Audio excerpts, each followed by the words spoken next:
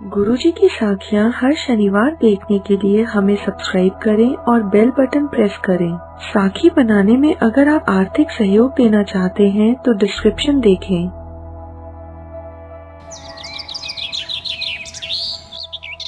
अपनी लेह लद्दाख की यात्रा के दौरान श्री गुरु नानक देव जी लेह के गगनचुंबी पहाड़ों पर 1517 में वहां पहुंचे। पहाड़ों का वह इलाका बिल्कुल बंजर था, ना वहाँ कोई पेड़ था ना ही हरियाली।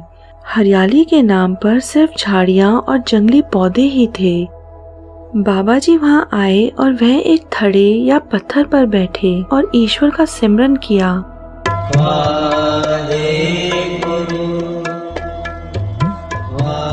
ऊंचे पहाड़ों पर सांस लेने में मुश्किल होती है, परंतु पेड़ और हरियाली न होने की वजह से वहाँ सांस लेने में और मुश्किल होती थी। गुरु साहब ने वहाँ दातुन किया और उसे जमीन पर रख दिया।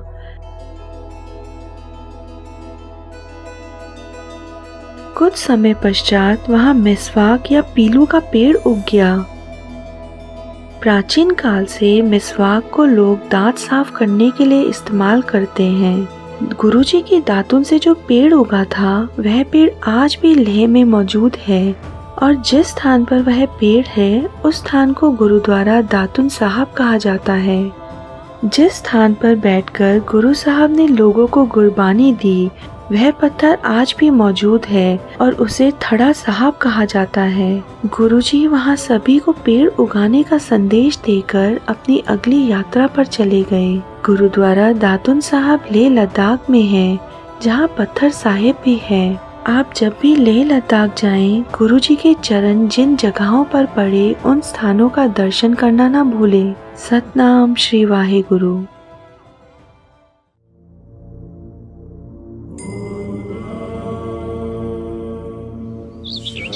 वर्ष 1970 में लेह में सड़क निर्माण का कार्य चल रहा था।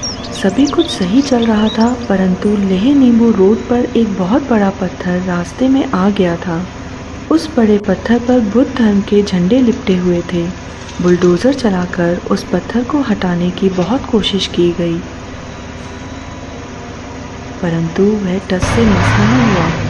यहाँ तक कि पत्थर हटाने के प्रयास में बुलडोजर की चेन टूट गई और पूरा काम वहीं रुक गया।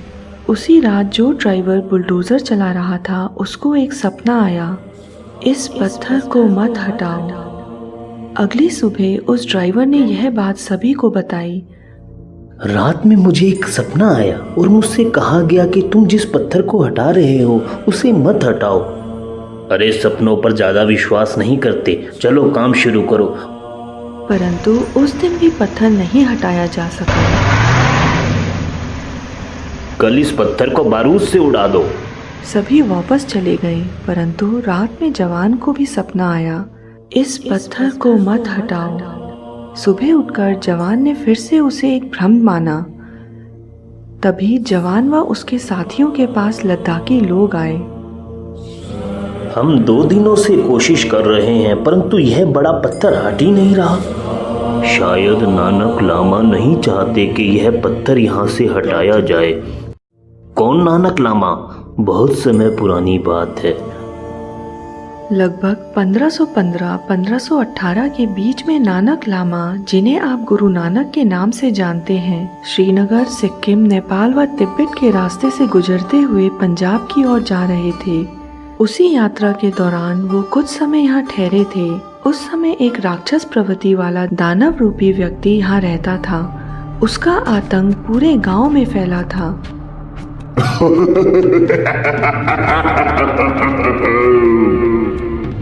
पूरा गांव ईश्वर से प्रार्थना करता था कि कोई आए और उन्हें उस राक्षस के चुंगल से मुक्त करवाए। नानक लामा ने उनकी प्रार्थना सुनी और वो गांव में पहुंचे। जहां आज यह पत्थर है उसके नीचे एक नदी बहती थी। वहीं नानक लामा ने अपना डेरा जमाया। नदी के ऊपर पहाड़ी पर वह राक्षस रहता था।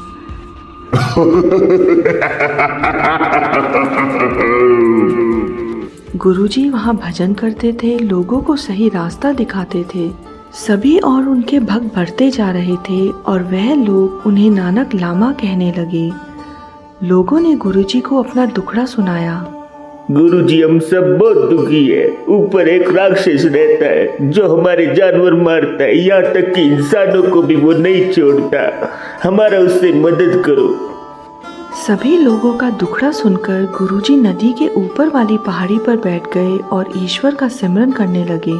जिस स्थान पर गुरुजी सिमरन कर रहे थे उसके ऊपर वाली पहाड़ी पर खड़ा वह दानव रूपी मानव सब कुछ देख रहा था। एक तुच्छ मानव की इतनी हिम्मत मेरे इलाके में आकर बैठ गया है, जाने क्या कर रहा है, अभी सबक सिखाता हूँ। यह बोलकर उसने एक बड़ा पत्थर गुरुजी को मारने के लिए उनकी ओर धकेल दिया।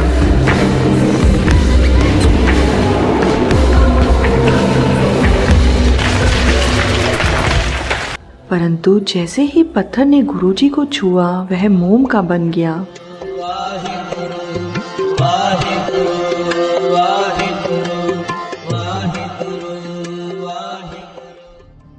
वह राक्षस तुरंत नीचे आया और उसने देखा कि गुरुजी अभी भी ईश्वर के सिमरन में लिप्त हैं और वह उनका बाल भी बांका नहीं कर पाया।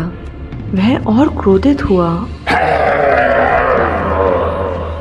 और उसने गुरुजी की ओर वह पत्थर अपनी लात से ढकेलने की कोशिश की। उसका पांव वहीं धंस गया, परंतु पत्थर टस से मस नहीं हो पाया। यह सब देखकर उस दानव रूपी मानव को एहसास हो गया कि जिस व्यक्ति से आज उसका सामना हुआ है वह कोई आम व्यक्ति नहीं है। उसने गुरुजी से अपने किए हुए पापों की क्षमा मांगी। दयालु गुरुजी ने उसे क्षमा किया और अपनी ताकत व शक्ति को अच्छे कार्यों व मानव सेवा में लगाने को कहा। सभी पहाड़ी लोगों ने जवानों को कहा, यह स्थान हमारे नानक लामा का है। सब लोग उनको बहुत मानता है, आप उनका निशानी यहीं रहने दो। सभी लोगों की भावनाओं और साक्षात गुरुजी की शक्ति का प्रमाण मिलने के पश्चात वहां काम रोक दिया गया और एक मनमोहक गुरुद्वारे का निर्माण किया गया, जहां आज भी संगत गुरुजी के चिन्ह रूपी उस पत्थर के दर्शन करने व प्रसाद चखने आती है।